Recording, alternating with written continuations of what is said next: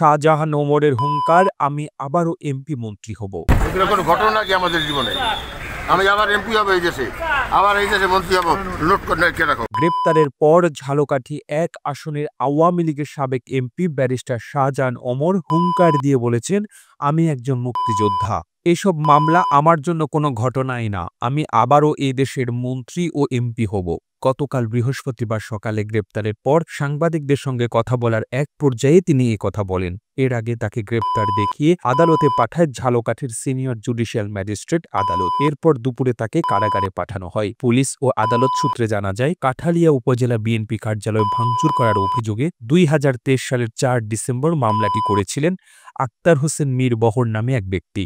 তিনি বিএনপির রাজনীতির সঙ্গে জড়িত। ওই মামলায় শাহজাহান ওমরকে গ্রেপ্তার দেখিয়ে আদালতে সোপর্দ করে রাজাপুর থানা পুলিশ।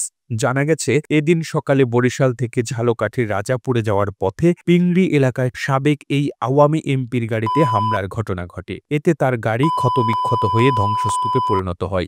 এতে শাহজাহান ওমরও আহত হন। এই ঘটনায় তিনি বাদী হয়ে থানায় মামলা করতে যান। তবে কাঠালিয়া থানায় তার নামে থাকা পূর্বের ওই মামলায় তাকে গ্রেপ্তার করে পুলিশ।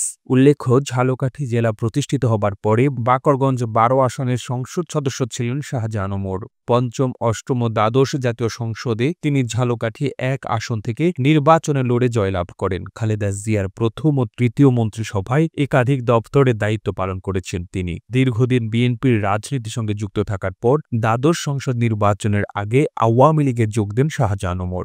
প্রতিবেদনটি ভালো লেগে থাকলে আপনার ফেসবুকের টাইমলাইনে এখনই শেয়ার করুন। সেই সঙ্গে বিশ্ব বাংলার ফেসবুক পেজটিকে ফলো করুন ও বিশ্ব বাংলার ইউটিউব চ্যানেলটিকে সাবস্ক্রাইব করুন। আর আপনি বাংলাদেশের কোন জেলা থেকে এই ভিডিওটি দেখছেন আমাদের কমেন্ট করে জানান। আমরা পরবর্তী ভিডিওতে আপনাকে ধন্যবাদ জানাতে ভুলব না। এতক্ষণ বিশ্ব বাংলার সাথে থাকার জন্য অসংখ্য ধন্যবাদ।